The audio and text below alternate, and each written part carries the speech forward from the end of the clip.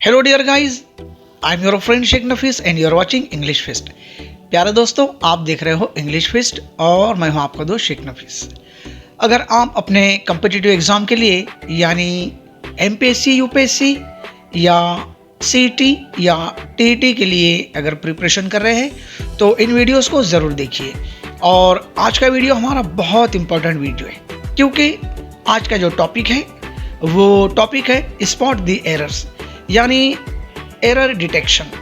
ये एक ऐसा टॉपिक है, एक ऐसा क्वेश्चन है जो हर एग्ज़ाम में पूछा ही जाता है और ज़रा सी गलती हमारे पास को फेल में चेंज कर सकती है। तो इस वीडियो को लास्ट तक देखिए और आज का टॉपिक स्पॉट द एरर, इसको समझ लीजिए।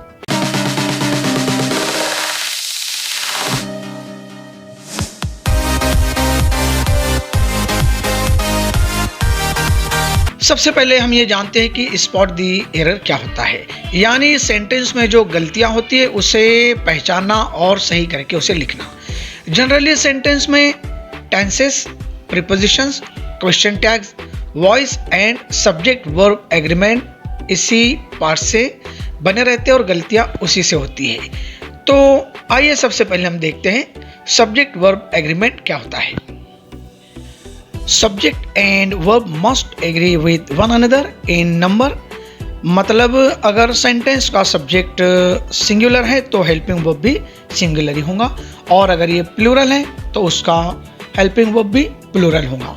आइए इसे हम समझते हैं। जैसे सेंटेंस में देखिए, he is a good boy.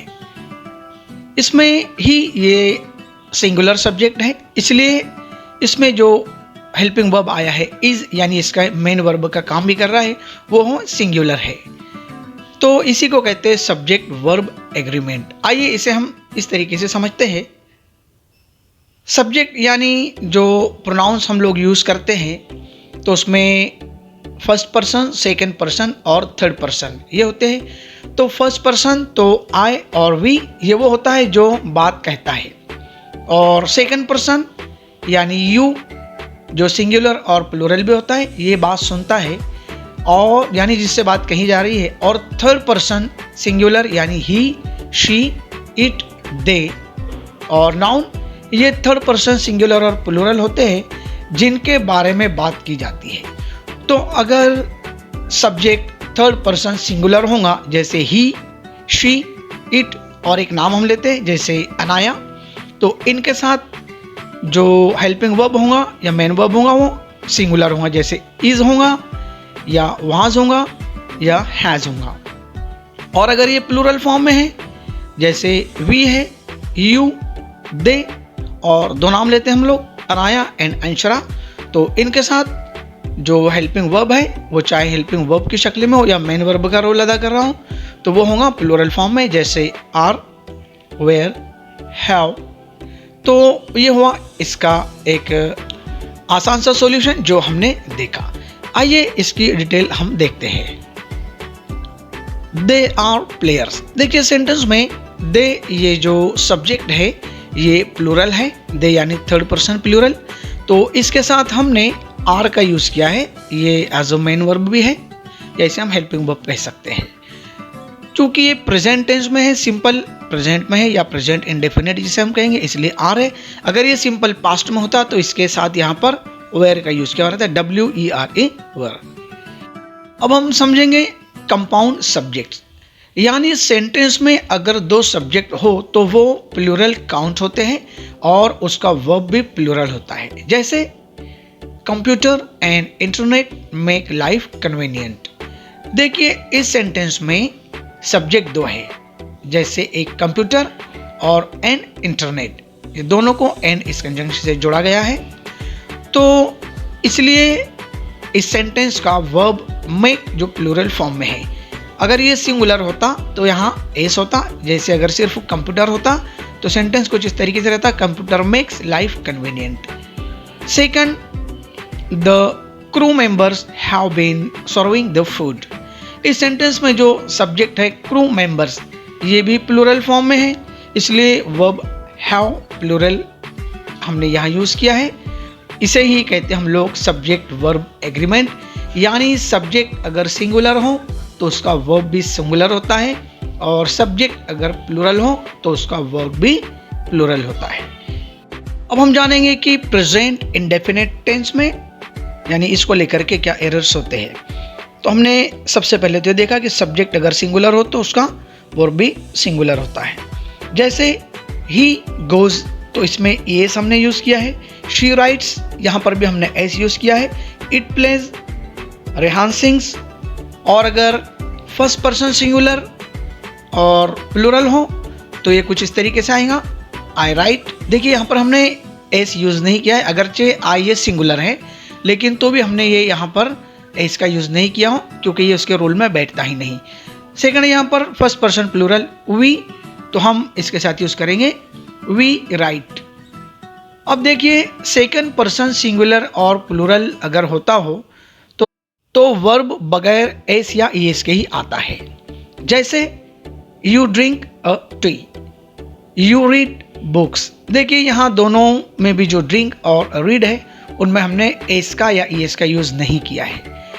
अब एक एग्जांपल है जो आपको सॉल्व करना है। रोजी dash for study every day. अब यहाँ पर दो ऑप्शंस है, एक है गो, सेकंड है गोज। अब आप सिलेक्ट कीजिए कि यहाँ पर आपको कौन सा वर्ब यूज़ करना है। Second example, I dash for study every day. यहाँ पर भी वही दो है, गो और गोज। इसमें से आपको सिलेक्ट करना है कि कौन सा वर्ब आप यहाँ पर यूज़ करेंगे। थर्ड एग्जांपल है, ऑल स्टूडेंट्स डैश हार्ड। यहाँ पर ऑप्शन है स्टडी और स्टडीज। अब आपको यहाँ सिलेक्ट करना है कि आप कौन सा वर्ब यहाँ पर यूज़ करेंगे। आइए देखते हैं indefinite pronounce.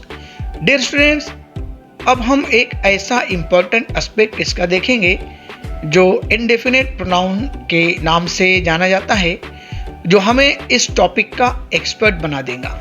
This are three things, यानी ये तीन चीज़ें जो हमें याद रखना है, बहुत बहुत इम्पॉर्टेंट है। ये आपको एग्जाम में बहुत अच्छे से मार्क्स दिलाएगा।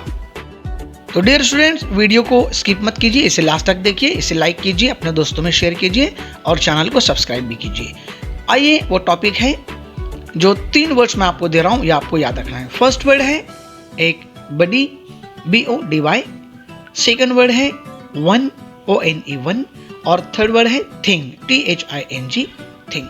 यानी आपको ये तीन वर्ड्स याद रखना है और उनसे जुड़े हुए प्रोनाउन, जैसे हम सबसे पहले बडी का यूज़ करेंगे, एनीबडी, एवरीबडी, समबडी और नोबडी।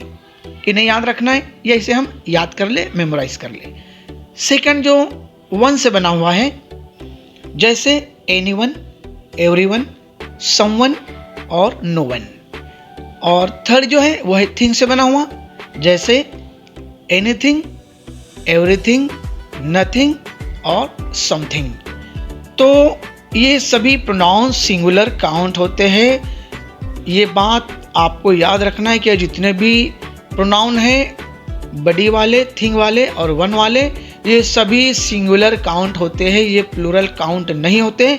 इसलिए हम इनके साथ सिंगुलर वर्ब का ही यूज़ करते हैं। जैसे nobody is reacting on that issue, यानी इस टॉपिक पर कोई भी रिएक्ट नहीं कर रहा इस इशू पर। देखिए यहाँ पर nobody as a singular use हुआ है, इसलिए हमने यहाँ पर इसका यूज किया है। सेकंड है somebody is there to help you। इसमें भी देखिए somebody का यूज हुआ है, तो इसीलिए हमने हेल्पिंग वर्ब is का यूज किया है। Next, nothing is interesting in this album। देखिए यहाँ पर भी nothing ये एक indefinite pronoun है, इसलिए यहाँ पर भी यूज हुआ है इसका। Second, someone is listening our gossip। देखिए someone ये भी सिंगुलर सब्जेक्ट है, इसलिए इसका यूज हुआ है। इसी तरीके से everybody has offered the relief fund। अब देखिए everybody ये जो सब्जेक्ट है ये भी सिंगुलर है, इसलिए हमने यहाँ पर हेल्पिंग वर्ब हैज़ का यूज किया है। तो डियर फ्रेंड्स, आपकी समझ में आ चुका है कि हम एरर्स कहाँ करते हैं। आइए एग्जाम्पल सॉल्व करते हैं। Everything dash gone waste. अब यहाँ पर दो हेल्पिंग वर्ब्स है, एक है हैव, एक है हैज़। तो देखिए हम यहाँ पर क्या यूज़ कर सकते हैं। डेफिनेटली हम यहाँ पर हैज़ का यूज़ करेंगे। सेकंड, एवरीबडी डैश एंजॉइंग, इसमें भी दो हेल्पिंग वर्ब्स है, इज और are. Third example, nobody dash disturbed you, तो इसमें हैज या हैव क्या सही है वो आपको यूज करना है। फोर्थ एग्जाम्पल है, everyone dash enjoying the ice cream, इसमें भी इज और आर दो ऑप्शन है, आपको सही ऑप्शन का यूज करना है। आइए हम इसका नेक्स्ट इंटरेस्टिंग टॉपिक देखते हैं, वो एरर्स ऑफ प्रीपोजिशन, यानी जो प्रीपोजिशंस की गलतियां होती है। प्रीपोजिशंस आपको पता है क्या होते हैं, इस पर हम एक वीडियो पार्ट्स ऑफ स्पीच का बना चुके हैं। तो on, over, into, behind, across, along, ये प्रीपोजिशंस होते हैं। आइए हम देखते हैं सेंटेंस में किस तरीके से यूज होते हैं। First sentence, Ravi Dahiya won silver medal on wrestling. देखिए यहाँ पर Ravi Dahiya won silver medal on wrestling, यहाँ पर प्रीपोजिशन ऑन का यूज किया गया है। तो क्या ये सही है या गलत? तो डेफिनेटली ये गलत प्रीपोजिशन है, यहाँ हम यूज करेंगे इन। तो एग्जाम में कुछ इसी तरीके से पूछा जाता है, सवाल इसी तरीके से दिया रहता है और हमें कहा जाता है कि स्पॉट दी एरर, यानी गलती का है उसे तलाश करो। तो हमने गलती वाला पार्ट देखा है, वो है ऑन, प्रीपोजिशन की गलती है, वो हम लिखेंगे in. Second, the cat is in the table. देखिए यहाँ पर फिर प्रीपोजिशन की गलती है, मैं आपको बताता चलूं, यहाँ पर इन नहीं होगा, यहाँ पर होगा on. Third, the broom is along the door. देखिए यहाँ पर भी जो मिस्टेक है वो आपको अब समझ आ चुकी होंगी कहाँ है। तो the broom is along the door, झाड़ू दरवाजे के साथ, तो साथ नहीं, यहाँ पर लफ्ज आएगा बिहाइंड, तो हम लोग यहाँ यूज करेंगे बिहाइंड। एरर वाला पार्ट हम देखा along. Fourth, the child is walking on with his father. देखिए यहाँ पर फिर एक प्रीपोजिशन की गलती है, अब आप समझ चुके होंगे, वो गलती है ऑन, यहाँ पर हम लिखेंगे अलोंग, ये प्रीपोजिशनल फ्रेज है। तो the child is walking along with his father. Dear students, हमने ये प्रीपोजिशंस की कुछ गलतियां देखी, आइए हम देखते हैं पंक्चुएशंस की एरर्स क्या होती है। पंक्चुएशन में जो गलतियां होती है वो जनरली क्वेश्चन मार्क्स, एक्सक्लेमेशन और इन्वर्टेड कॉमास एंड एपोस्ट्रोफी की गलतियां होती है। आइए इसे हम सेंटेंस के जरिए से समझते हैं। सेंटेंस आपको नजर आ रहा है स्क्रीन पर, wow we won the match. अब ये सेंटेंस एक्सक्लेमेटरी सेंटेंस है, लेकिन इसमें वाओ के बाद जो एक्सक्लेमेशन मार्क आता है वो नहीं आया है, यहाँ फुल स्टॉप लगा दिया गया है जो कि गलत है, यहाँ आना चाहिए एक्सक्लेमेशन मार्क। और ये सेंटेंस कुछ इस तरीके से बनेगा, wow we won the match, last में फुल स्टॉप लगा करके सेंटेंस को क्लोज किया जाएगा। Second, he watches the horror movies doesn't he. देखिए ये क्वेश्चन टैग है, इसमें he watches the horror movies, इसके बाद कॉमा तो लगा हुआ है, लेकिन डजंट ही ये जो टैग यहाँ पर हमने यूज किया है, तो यहाँ लास्ट में आएगा क्वेश्चन मार्क और डजंट यानी एन और डी के बीच में आएगा एपोस्ट्रोफी। जो ये लगने के बाद ये सेंटेंस हो जाएगा कंप्लीट, यानी एरर वाला पार्ट था वो हमने तलाश किया। थर्ड है, दिस इज अंशराज पेन। अब देखिए यहाँ पर हमने क्या किया है, सेंटेंस में गलती कहाँ पर है, तो जो नाउन यहाँ पर हमने यूज़ किया है अंशराज। देखिए पजेसिव फॉर्म में है, यानी किसी का मालिकाना हक बतलाता है, पजेसिव केस है अंशराज। तो इसमें हमको एक्चुअली करना क्या है कि अंशरा के बाद हमको एस से पहले एपोस्ट्रोफी का यूज़ करना है, यानी ये अंशरा की पेन है, तो इसे कहते हैं एपोस्ट्रोफी की गलती। फोर्थ सेंटेंस जो कि एक बहुत ही इंपॉर्टेंट सेंटेंस है, इसमें देखिए होता क्या है, इट इज़ नफीस चैनल, ये नफीस का चैनल है। देखिए इस सेंटेंस में एरर वाला पार्ट जो है वो नफीस है। यहाँ पर क्या किया गया है कि ऐसा नाउन जिसके लास्ट का लेटर पहले ही एस होता है, तो उसके बाद एपोस्ट्रोफी लगाकर फिर एस नहीं लगाया जाता, और यहाँ पर इस सेंटेंस में वही गलती की हुई है जो कि एस के बाद एपोस्ट्रोफी का यूज़ करके एस फिर लिखा गया है। तो ऐसे केस में हमें करना क्या होता है कि ऐसा नाम जिसके लास्ट में ऑलरेडी एस होता है, तो हमें सिर्फ एपोस्ट्रोफी उसके बाद लगानी होती है और एस दोबारा लिखना नहीं पड़ता है। तो यही एपोस्ट्रोफी जो है वो उसको पजेसिव केस बना देती है, तो ये इस तरीके से बन जाएगा, इट इज़ नफीस चैनल। फिर स्टूडेंट्स हम इसका लास्ट पार्ट देखते हैं जो कि डायरेक्ट स्पीच या रिपोर्टेड स्पीच की एरर्स होती है। जैसे teacher told clean the black board. अब देखिए ये डायरेक्ट स्पीच है, इसमें एरर तलाश करना है।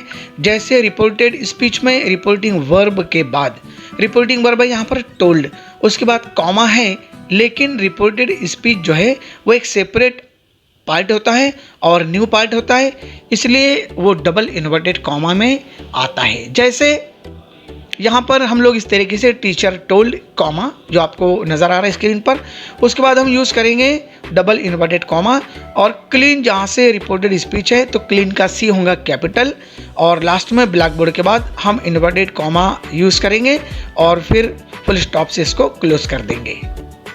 तो डियर स्टूडेंट्स, ये वीडियो आपको कैसी लगी हमें कमेंट बॉक्स में ज़रूर बताइए और प्रैक्टिस करते रहिए। आपको टीईटी और सीईटी के एग्ज़ाम्स देना है, और जो भी आपको यूपीएससी एमपीएससी के एग्ज़ाम देना हो उसमें टॉपिक पूछा ही जाता है। It is must asked in each competitive exam.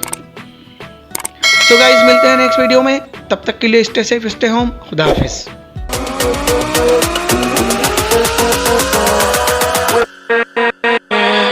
We'll be right back.